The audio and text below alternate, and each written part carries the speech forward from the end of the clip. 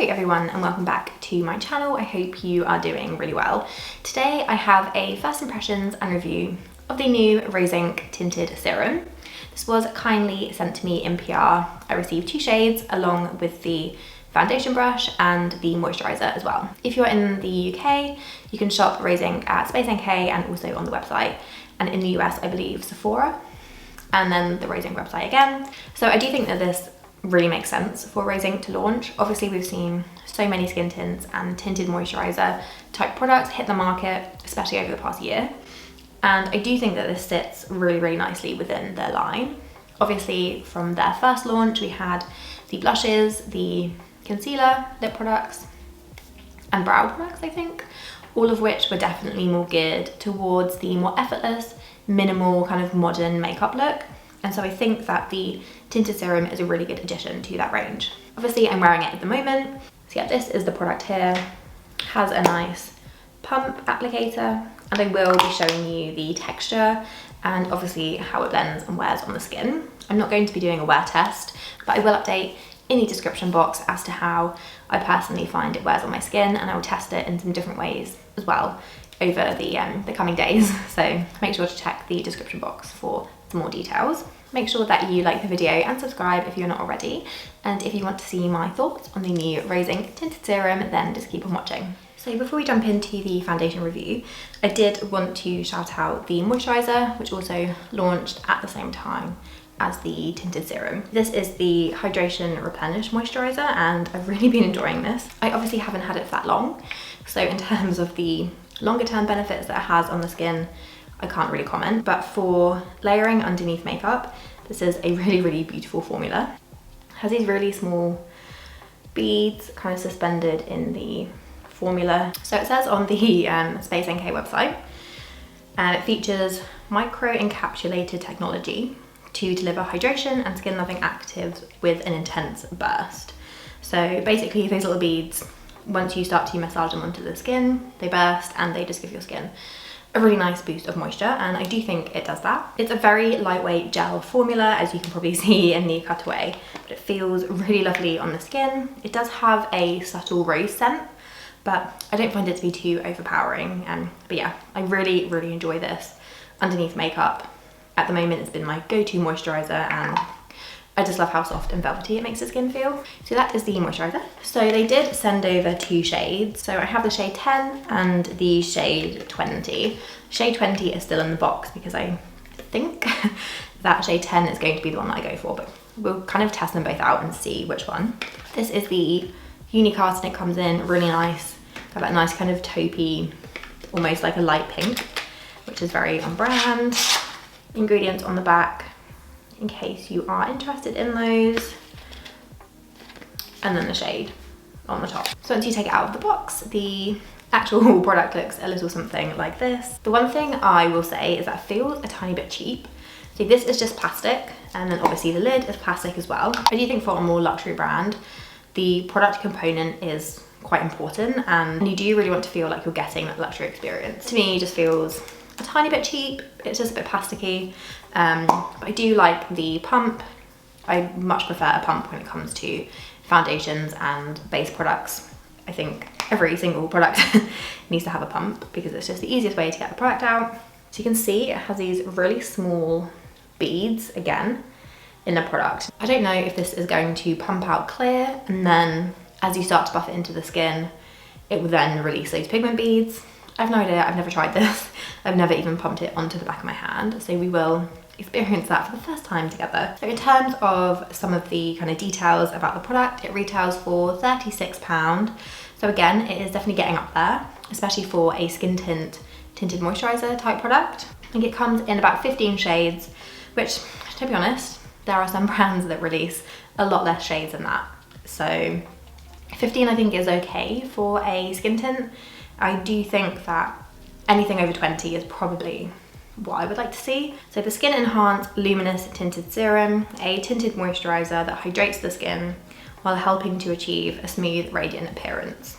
So I don't think we're going to get a lot of coverage. I don't think it's going to really last a long time on the skin. So if you're looking for a product that really delivers on longevity, I don't know if this is going to be that. just from other kind of tinted moisturizers, tinted serums that I've used, that's not really the main goal, I don't think. So it delivers sheer radiant coverage, provides refreshing moisture to hydrate the skin, plumps and smooths. So yeah, I'm expecting something radiant, something dewy, with not a lot of coverage, but just something to hopefully help just even out the skin tone. Perhaps something similar to the Glossier Skin Tint. So I think I am going to go with the shade 10. I will zoom you in so you can really get close up and personal. I was also sent the number 3 brush. So this is their foundation brush. I've used this a couple of times just for concealer. So I haven't used it yet for a base product all across the skin. So we will be testing that today along with obviously the serum. It's a very lightweight formula. It's really interesting. Ooh, it feels quite oily almost. Very, very lightweight and very watery. I took 2 pumps there. Okay. Ooh, it looks really, like it's really separated on my finger, the pigment. That is actually quite pale. Okay, I might have to mix a bit of, yeah, that's very pale. That's a good job that we have 2 shades, isn't it? So I'm gonna have to mix it with the shade 20 because that is incredibly pale. Okay, I'm gonna have to wipe this off and we're just gonna have to stick with 20 because this is so pale. Oh no. Okay, be happy. I just had to remove that from my skin because it was so white. And even I can't get away with that colour. So I'm gonna try that again and I'm just gonna use a shade 20. It has such an interesting texture. Like it looks really separated, really interesting. And obviously it's quite a liquidy formula. You can see it running down my hand. So let's try that again. The shade is still quite pale, but it's a bit better. The brush is actually doing a really nice job to buff this in.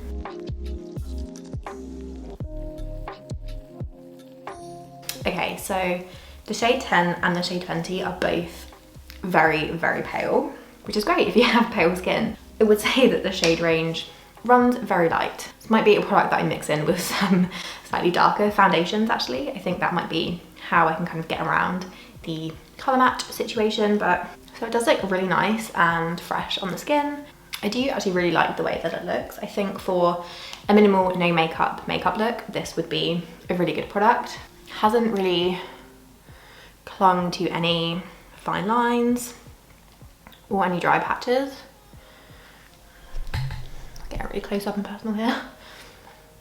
I mean, it looks flawless on the skin. It looks like I've not really got any product on. It actually dries down a bit as well. It is obviously quite a dewy product, but it doesn't feel tacky on the skin. It's dried down really nicely. It just feels like I've got nothing on my skin. Quite incredible. I feel like I would really enjoy this in the summer if I'm going on holiday. I think I might have to look into getting a darker shade perhaps, because I do think in the summer when I'm on holiday, this would just be like the perfect base. So I am going to do the rest of my makeup.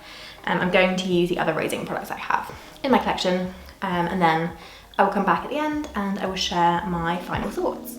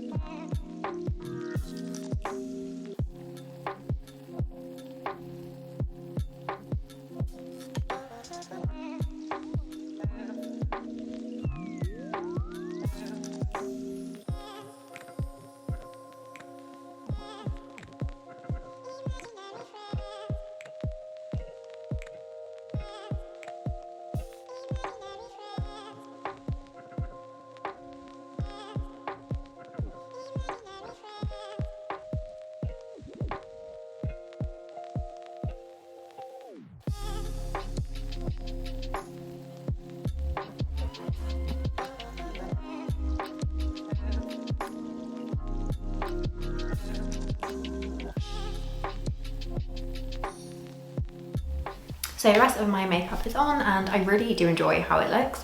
Despite the fact that I look like Casper the Friendly Ghost's long lost cousin, I do really enjoy the skin tint, and I think it would be a really lovely one for the summertime because it doesn't feel too greasy or oily or kind of thick on the skin. Some tinted moisturizers and BB creams, especially back in the day, I know that makeup has come a very long way. They would just feel really heavy and greasy on the skin. This feels like nothing. It feels like I have literally just put moisturizer on my skin and then I've gone in with concealer. It's so lightweight. I'll zoom you in again. So here's another look with the rest of the products applied. Hasn't sunk into my forehead lines, which is a huge problem area for me, shall we say. I haven't put any highlight on either, so this kind of glow is literally just from the blush and the skin tint. So for my first impressions, apart from the shade being very light, you know, it has blended out and it looks okay. Also, you know, with bronzer and my concealer, I've managed to make it work. But if I wanted to continue to use this in the spring and summer, I would definitely have to get a darker shade because this just would not work for me with, you know, any kind of hint of a tan. So that's a bit of a shame and something to bear in mind, I think, when you are purchasing, especially if you are buying online. I would probably over egg your shade by maybe 1, just to make sure that you are getting the right shade match for you. Initially, when I pumped it out on the back of my hand, I was a bit worried because it looked very separate-y and you could see the distinction between the actual formula and then the pigment. They were very separate and it almost felt a bit oily, but as you buff it into the skin, it doesn't feel like that at all. It doesn't look separated or patchy. It buffs in really nicely. And as I keep saying, it feels like nothing on the skin. So in the UK, you can get this from Space NK. I would recommend going into store if you can and trying to be shade matched, or you can also get them from the Rose Inc website. In the US, I believe Sephora is the kind of official stockist of Rose Inc, and again on the Rose Inc website. So I would recommend this. I think if you have dry skin, it's actually a really nice base. It feels nice and hydrating and it just gives your skin a nice even coverage. It's not a full coverage foundation. It definitely sits in the light category. You know, it is a tinted serum, as the name would suggest, so don't expect anything too crazy with this in terms of coverage and longevity. This video will be going up probably about a week or so after I'm filming it today. So I will test it a few more times and I will update in the description box how it wears as well. So I will pair it with a primer and kind of use it in slightly different ways. I'll mix it in with foundations. So I will update my thoughts in the description box below. So do make sure to check that out. I will also have the other products I've used on my face down there as well. So lots of stuff going in the description box today. That was my review and first impressions on the Rose Inc Skin Enhance Tinted Serum. I really hope that you enjoyed. If you did, don't forget to hit the thumbs up button and subscribe if you're not already, and I will see you in my next one. Bye.